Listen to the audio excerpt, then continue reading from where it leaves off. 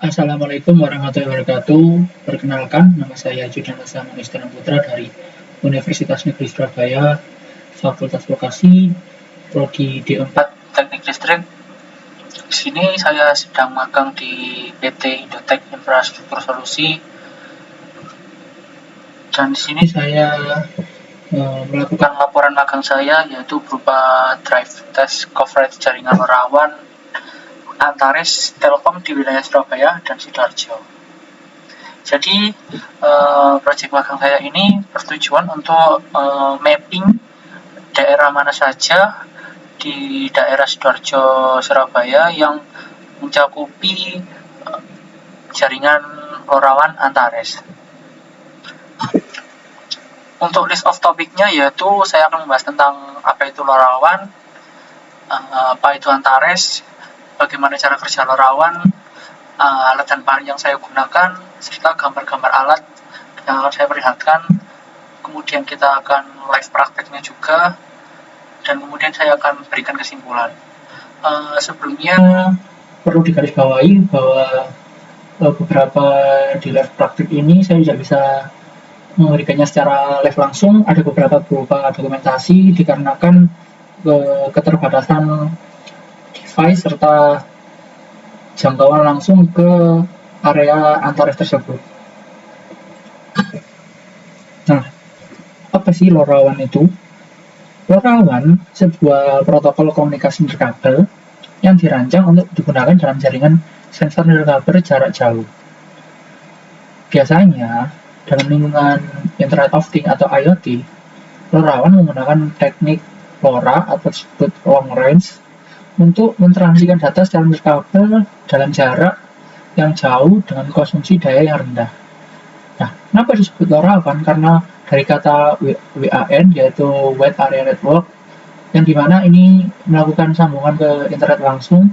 Jadi kita membutuhkan sebuah platform IoT yang berbasis internet, sehingga cocok untuk aplikasi IoT yang membutuhkan koneksi nirkabel yang andal, kita hemat energi untuk mengirim data sensor atau perangkat ke titik akses atau gateway. Jadi LoRaWAN ini bukan hanya long range saja, tapi juga dikombinasikan dengan beberapa platform IoT yang bisa menggunakan koneksi nirkabel atau bisa disebut dengan internet kalau orang-orang biasanya bilang, sehingga lebih efisiensi dapat dipantau melalui platform-platform IoT yang berbasis LoRaWAN tersebut. Selanjutnya saya akan menjelaskan apa itu Antares. Antares sendiri yaitu merupakan platform horizontal IoT platform atau bisa disebut platform IoT horizontal, yang berarti mencoba untuk menjadikan layanannya seumum mungkin agar solusi vertikal IoT dapat menyesuaikan dengan arsitektur pada umumnya. Banyak kasus-kasus IoT yang dapat dipecahkan dengan menggunakan layanan Antares ini. Contohnya seperti smart home, smart metering, asset tracking, smart building, dan lain-lain. Untuk alat yang saya gunakan sendiri yaitu berupa smart metering dan asset tracking. Jadi untuk contoh smart home yaitu bisa berupa pengendalian lampu sehingga menjadi seperti smart home, gampang dikendalikan dari jauh. Smart metering yaitu biasanya digunakan untuk orang-orang PDAM untuk metering debit air yang telah digunakan oleh pelanggan mereka. Aset tracking yaitu men-tracking beberapa aset di mana saja yang mereka punya, dan smart building. Nah, Antares ini itu bertindak sebagai RX atau penerima. Jadi alat yang saya gunakan ini hanya berupa TX yang dimana dia mengirim data dari sensor, dari input sensor yang diterima, kemudian dikirimkan melalui jaringan LoRaWAN ke platform Antares ini. Melalui platform Antares ini dapat di tracking melalui Android atau device-device seperti laptop atau komputer. Untuk selanjutnya cara kerja LoRaWAN seperti yang saya jelaskan tadi, Salah satu fitur LoRaWAN yaitu kemampuannya untuk menyediakan jangkauan yang luas dengan transmisi daya yang rendah, sehingga perangkat IoT untuk beroperasi dalam jarak jauh dari gateway atau infrastruktur jaringan lainnya, serta memperpanjang umur baterai perangkat. Jadi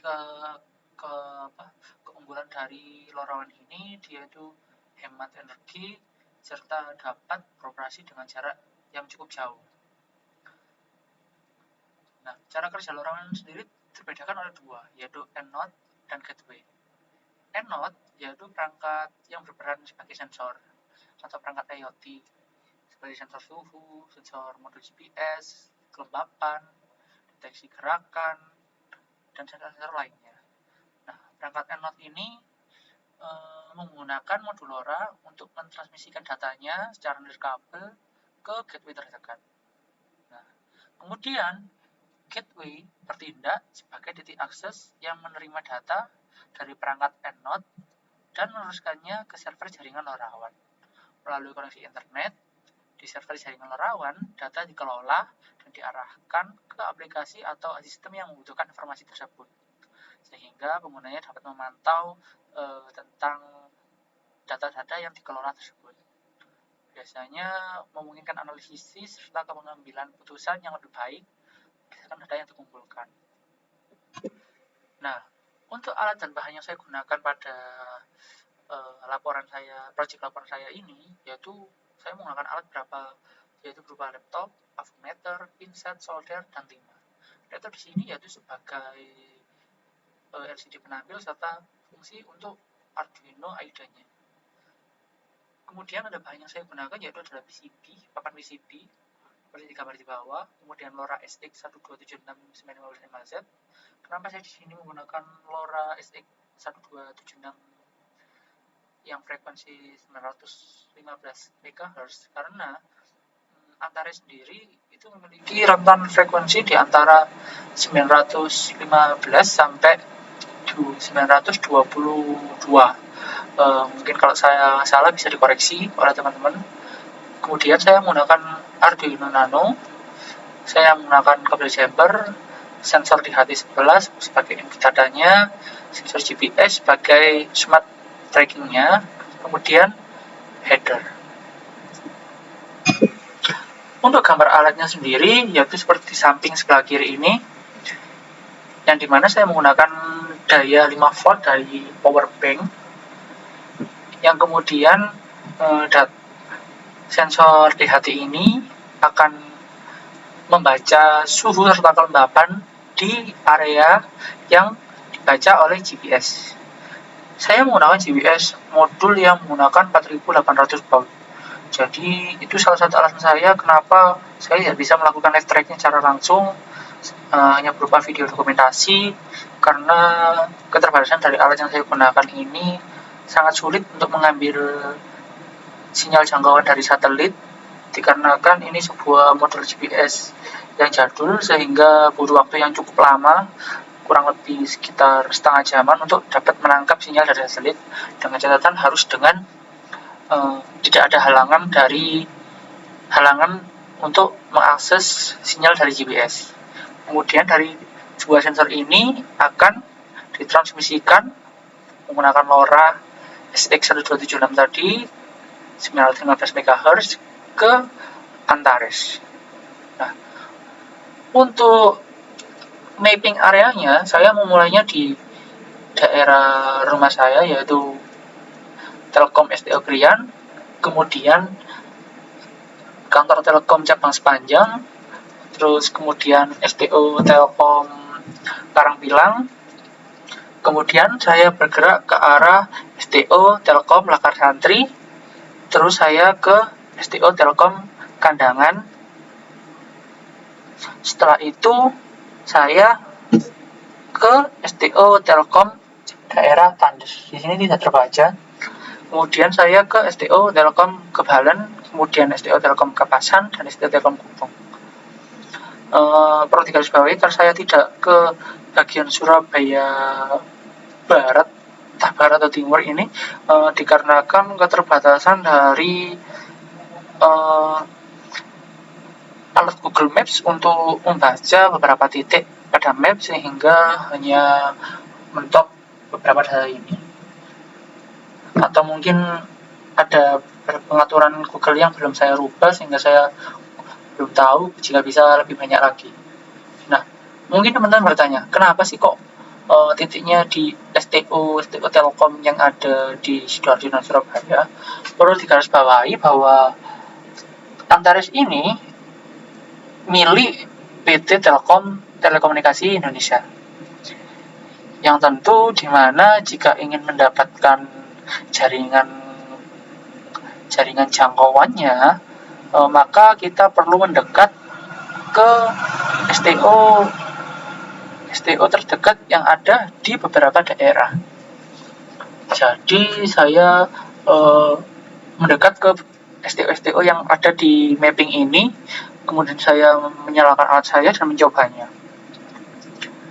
Namun karena saya menggunakan antena yang jangkauannya kecil, sehingga saya perlu mendekat antara range jarak 50 sampai 150 meter. Itu pun dengan RSI yang menurut saya sudah cukup jelek sekali untuk mendapatkan coverage jaringannya.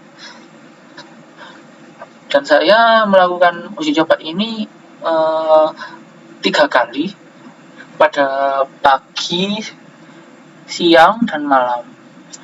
Nah, saat pengambilan data ini itu dapat berubah-ubah sesuai pengaruh dari antara jarak, cuaca, terus waktu juga, serta kelayakan device yang digunakan. Nah, untuk diagram wiringnya seperti ini, teman-teman bisa menirunya. Kemudian ayo kita ke praktiknya.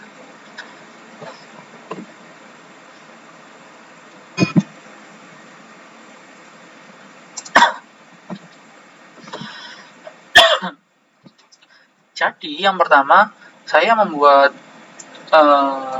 coding yang dimana saya menggunakan library Tiny GPS, LoRa, dan LoRaWAN packet, serta DHT. Saya menggunakan CS pin-nya pin 10, reset pin-nya 9, dan ERG pin-nya 2, dengan DHT pin-nya 3. Kalian bisa menyesuaikan sesuai pin DHT yang kalian inginkan. Di sini mungkin teman-teman bertanya, dev address, network key, dan apps key. Mungkin teman-teman bertanya, dari mana kode-kode ini saya dapat? Nanti saya jelaskan di pembahasan Antaresnya. Kemudian saya menggunakan frekuensi startnya yaitu 921 sampai 922. Nah, data yang saya gunakan yaitu menggunakan serial GM4800, karena saya menggunakan sensor GPS dengan baut 4800. Kemudian saya mengambil data dari GPS modul saya yaitu berupa latitude dan longitude. Untuk data DHT-nya saya mengambil data humidity atau kelembapan dan data temperatur.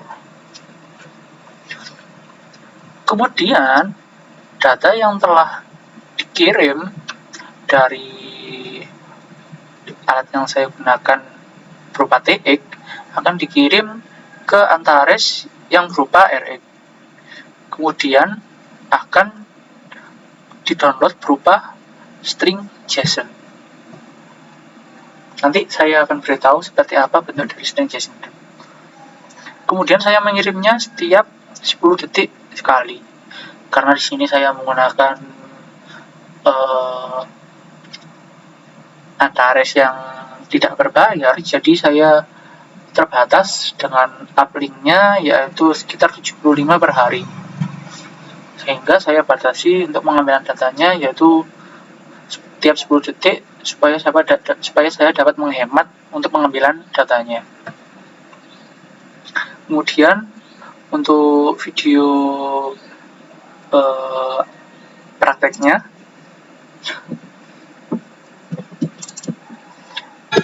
Jadi ketika dijalankan, maka akan tampil seperti di layar ini.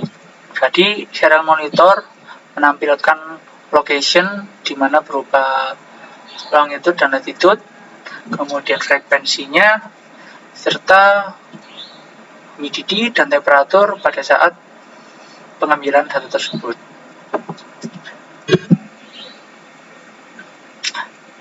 Jadi pengambilan data ini akan berulang setiap 10 detik mengirim ke Antares yang disebut uplink tadi.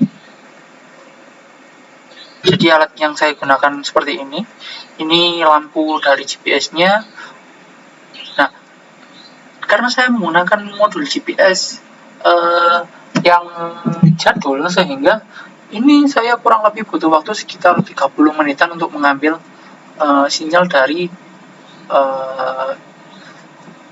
satelit untuk membaca lokasi longitude dan latitude pada saat itu juga. Tadi saya juga bilang bahwa perlu untuk tidak ada halangan, sehingga di atas ini harus di ruangan yang terbuka tanpa ada atap, asbes, seng atau pohon, sehingga sinyal dari GPS-nya dapat masuk ke modul GPS yang digunakan tadi. Sekarang kita ke Antaresnya. Pada Antares, kalian perlu membuat akun pertama kali menggunakan email dan password. Kemudian untuk pembuatan device-nya, kalian klik application, terus kalian add application. Di sini kalian bisa menamakannya bebas apa aja. Saya menamakannya DHT11. Jika ada tulisan nama name not available, use another one, jadi kalian bisa menggunakannya yang lain.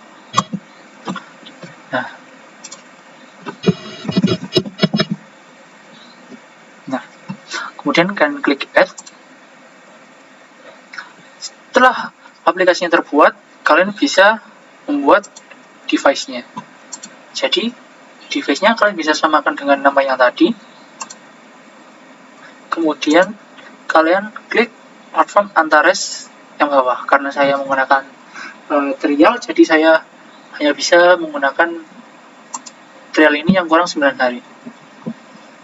Kemudian kalian klik add. Nah, kemudian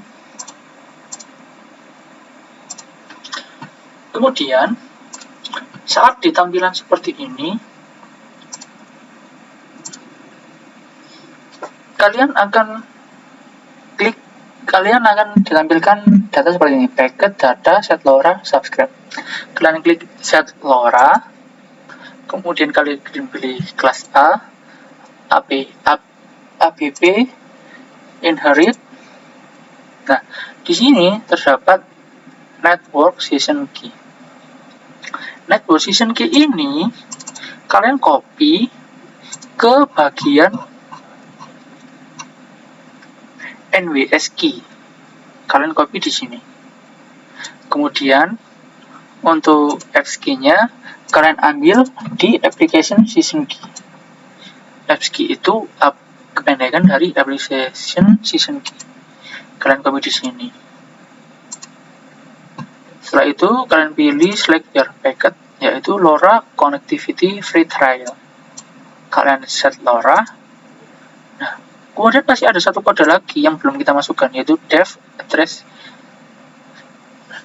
Dev address ini berubah setiap set LoRa. Jadi setiap kita set dan unset, LoRa ID address, device address-nya akan berubah seperti ini. Ini kalian copy, kemudian kalian paste di bagian sini. Kalau untuk pemudahnya kita unset dulu, terus kita set lagi. Nah, di sini LoRa ID address-nya pasti sudah berubah. Terus di sini juga ada batas dari uplink 0 of 75, karena di sini saya menggunakan Antares yang trial, sehingga dapat batasan untuk uplinknya per hari hanya 75. Jadi masih uplink yaitu seperti ini uplink. Jadi satu data ini akan terhitung satu uplink. Kemudian data yang tadi yang udah terima akan terkirim ke uplink ini, sehingga akan menjadi data seperti ini. Setelah menjadi data seperti itu, kalian bisa mendownloadnya di bagian data. Kalian klik download datanya, kemudian akan berubah menjadi JSON. Nah, data JSON yang saya maksud itu berubah seperti ini.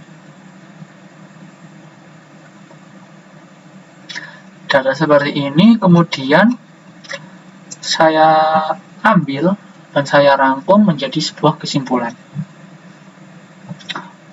Oke, sekarang kita kembali ke jadi data yang saya dapat seperti ini. Jadi saya mengambil longitude, latitude, suhu, humidity, dan RSI, serta waktu kapan data itu diambil. Data longitude dan latitude ini yaitu data di mana saya mengambil mencoba jangkauan coverage Antares tersebut. Seperti pada data yang pertama ini didapati longitude seperti berikut, latitude seperti berikut dengan suhu 29 derajat, kelembapan 86% dengan RSI 109 dengan kurang lebih jangkauan jarak 50 sampai 150 meter. Dan data ini dapat berubah-ubah tergantung karena jarak, terus kemudian cuaca, waktu, serta kualitas device yang digunakan. Kesimpulannya, jaringan larangan ini itu sudah tersedia di wilayah Sidoarjo sampai Surabaya. Namun untuk di wilayah Sidoarjo masih minim di beberapa tempat. Semoga dengan adanya laporan ini dapat berguna di kemudian hari. Mungkin itu yang saya dapat laporkan mengenai tugas magang saya. Kurang lebihnya saya mohon maaf. Sekian, wassalamualaikum warahmatullahi wabarakatuh.